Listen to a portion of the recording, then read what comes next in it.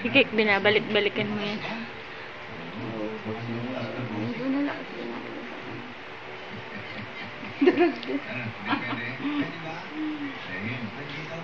Tigas nga po ng ano niya kanina. Oo, naubos niya yung isang ganyan. Kaya niya itong ubusin. Yung parang bulok ang side ka na doon siya. Mas madalas pang nagamit ni JR niya kaya sa akin. Be? Ha? Lulu eh. Sinalo, sinalo ah. Kakawe oh. Gamit. Gulo ng baby na to eh.